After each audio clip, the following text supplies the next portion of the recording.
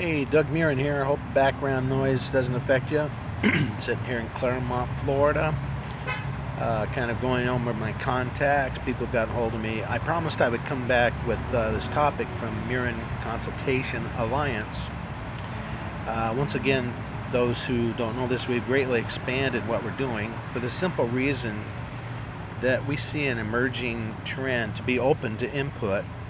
So I went out and I got the best I could find to become connected with us in way of consultation. I want to talk to you today about a team we have to help you if your facility is killing your ability to do ministry. I mean by its overhead and its cost. There are ideas, things you can do. Or if really you're behind on payments, maybe you're a denominational leader and you know some churches. There are 100 different scenarios than normally are thought of that I've collected and my leaders. The team I have, just for this one aspect of what we do, would total about 800 years of experience. That's why you want consultation. Most people, consultation just pretty much does two things. It confirms and affirms what you're thinking. But two, it also gives you an outside eye, a third party that has nothing at stake with you, that can see maybe things that you wouldn't, but also in that, a set of eyes that gives breadth to what you're facing. If you've been leading a church 20 years and you've led 3 churches, you have good experience. You've seen things for 3 churches. But when you have 4 or 5 people who have, like as myself, has helped start 139 churches, helped countless turnarounds, they have trained in seminaries on new approaches to church life, etc. And you add to that 4 or 5 people, you end up with people who've seen a myriad of things. And the beautiful part about consultation, you really don't have to do it if it doesn't fit. So I know I led a church that was very large and impacted the city greatly. But even when we were famous and apparently most successful, I always had consultative help come in. I mean on things as simple as how to configure a parking lot or how to develop the range of care in a church. For example, that one, I probably had 2 or 3 people give me advice because I was curious. One was Carl George, and another were people that were not that well known then, but from one of them I learned that basically a volunteer person has a range of 6 contacts. I've applied that over the years and I've seen it work tremendously in other places. I would have never discovered that on my own. I really wouldn't have. I'm a hard-working guy. I just blow my head and plow through. I've learned a great deal. So I want to offer you that opportunity. Basically, what we do is whatever state you're in with your facility, or if you're a denominational leader, you got 4, 5, 6 leaders, we're offering right now an easy step for you to consider maybe getting some ideas. One, for $300, I don't have a lot of time left, but for $300 in groups of 3, I'm going to take you through phase 1, which is basically this. I'm going to guide you through question asking that will allow you to see your state maybe from a different angle than you ever have before. I want to teach you the process of innovation, how innovative thinking looks like, and I want to give you the start on some ideas that work well in certain circumstances. Then to follow up that, for as many calls as you want, $100 a call,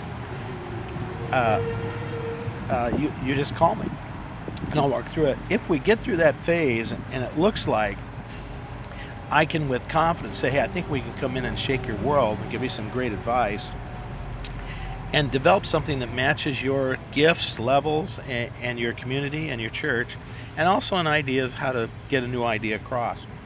Then we can set up maybe a larger on-site consultation or whatever and include numbers of our team. Often our team comes into our meetings via webinar. I can promise you, you will be happy you spent the $300. Now I'm scheduling them now. Today is July the 22nd, and probably next week or the following week is the range within which I will be doing this. And the simple reason is I will be shifting toward developing some coaching on increasing your lay leadership, and different things, as well as some how to add unpaid staff to your church, because we know that churches grow based on the expansion of leaders. But let's get back to the building. I care about you. That's why I do this.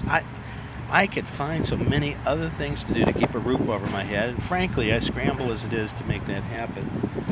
I care about the Church in America. I care about you personally. I hate to think that your facilities could be taking years off your life, actually, and killing your family because you can't give them your mental energies because, you got a payment to make. And there's nothing wrong with payments, but I have found that, just anecdotally, I have no research, but I look around and I say probably 6 out of 10 churches I see their building is in fact making it more difficult for them. There are things you can do in those instances. There really are. But most of your leaders and everything aren't going to think of them. Yes, some of my ideas are kind of radical, but when you put them in context, they're really not. What is radical is sitting in a state of shortages of money for ministry, stress on leaders making building payments. That is radical. That is adventuresomeness.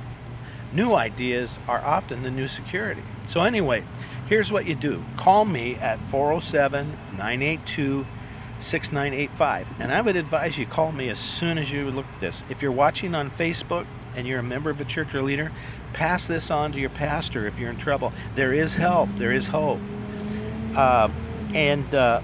Or you can reach me at Murin.consultation@gmail.com. Murin.consultation@gmail.com. Again, that's $300 to get you started. I'll set the time when I hear a few more. Frankly, I've got a couple big things scheduled in this topic, in this consultation. I can't add a lot more because I don't want to hand it off until we've really worked through this. So God bless you. Help me change your world. Help me make Jesus a lot more fun again for you. And I'll be honest, if I can't help you, I'll tell you. And if you're not happy with what we do, I'll give your money back. I don't want your money. I want to see you change to the better and have fun again. God bless you. See you later.